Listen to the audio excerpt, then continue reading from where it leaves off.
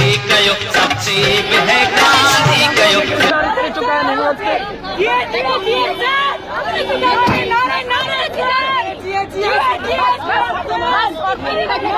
को पुलिस माण्हू क़त्ल कयो आहे।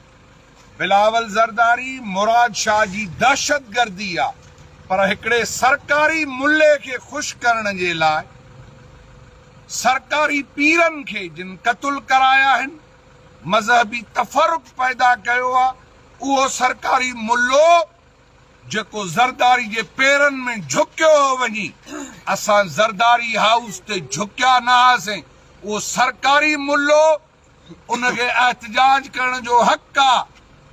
हिते त उहो एहतजाज कनि, हथियार खणी अफ़गाननि खे वठी, सिंध जे शऊर रवादारी इंसान दोस्त फिक्र जे मथां हमले आवर थियनि, उन्हनि सभिनी खे इहा करण जी इजाज़त आहे।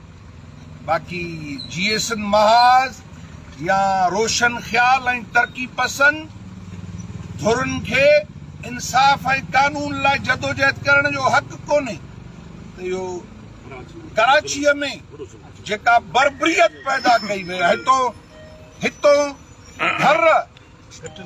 घर मुंहिंजे हितों रात जो अखियुनि ते पटियूं ॿधी असांखे खयूं अथनि, डॉक्टर न्याज़ खे खयूं अथनि,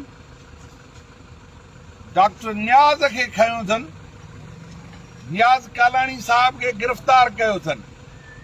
बाबा डॉक्टर न्याज़ कालाणी ऐं असां सियासतदान हूं, पंहिंजे वतन ऐं माण्हुनि जी ॻाल्हि कयूं था। असां कल्ह मुतालबो कयोसीं मज़हबी धुरनि खे सिंध हुकूमत जेको जलसे जी इजाज़त मुज़ाहिरनि जी ॾिनी आहे, उहो इन करे त जीअं डॉक्टर शाहनवाज़ लाइ कराची में जेको पुरअमन एहतजाज थींदो उनखे पुरतशद्दुद कजे, ऐं उते बिलावल ज़रदारी ऐं मुराद शाह जी गुंडागर्दी हुई। उन्हनि गुंडागर्दी करे उते मासूम न्याणनि ते तशद्दुद कयो आहे। शाइर, फनकार, पुरअमन सियासी वर्कर, इंसानी हक़नि जा कारकुन उन्हनि जे मथां तशद्दुद थियो आहे, जेको क़ाबिल मज़म्मत आहे।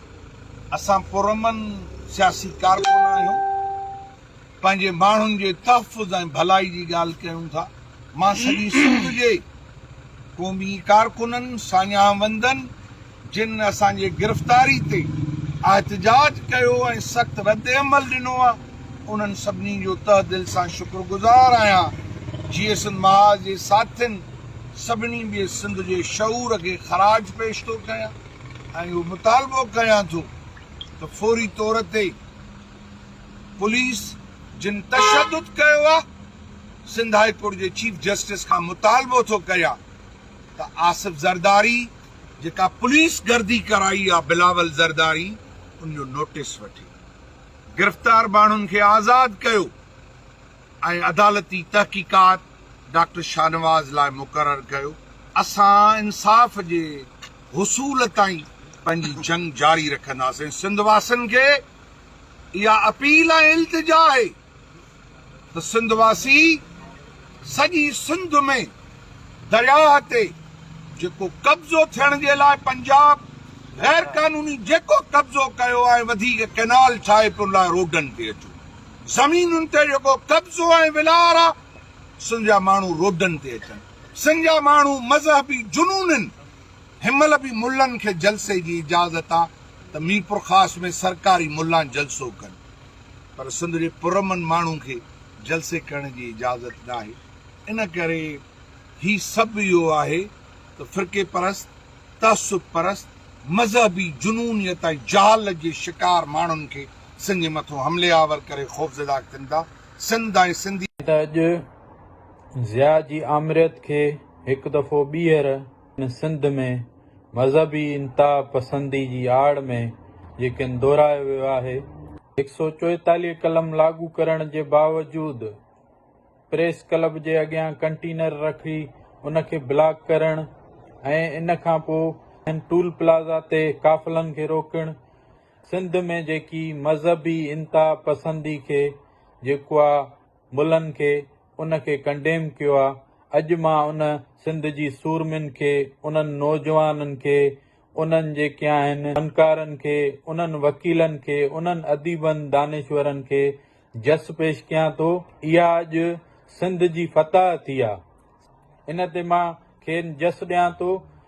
इन मां इहो ज़ाहिर थिए थो त रियासत पाकिस्तान मज़हबी इंतहा पसंदी जे पोयां आहे, जेको सिंध में हथ वठी रियासत मज़हबी ऐं मुलायत खे हथी ॾिए थी पई। अॼु उहो ज़ाहिर थी वियो आहे।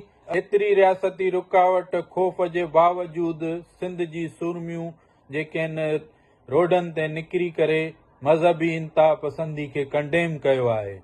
असां GSN फ्रीडम मूवमेंट तरफ़ां रियाज़ चांडियो, डॉक्टर नियाज़ कालाणी, सिंधू नवाज़ गांगरो ऐं जेके ॿिया क़ौमी कारकुन ॿियूं अदियूं गिरफ़्तार कयूं वयूं, इन्हनि जी सख़्त लफ़्ज़नि में मज़मत कयूं था।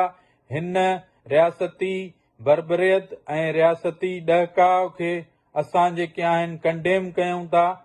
अॼु जेके गिरफ़्तारियूं कयूं वयूं आहिनि, इहा रियासती बरबरियत ऐं जेके आहिनि रियासती फाशिज़म जो मुज़ाहिरो आहे। रियासत हथ वठी करे सॼी सिंध में जेके मज़हबी इंतहा पसंदी मुलायत खे हवा पाण ॾिए पई। असां GSN फ्रीडम मूवमेंट तरफ़ां पाकिस्तानी रियासती इदारनि जे हिन फाशिज़म ऐं रियासती हिन बरबरियत जी सख़्त लफ़्ज़नि में मज़मत कयूं था।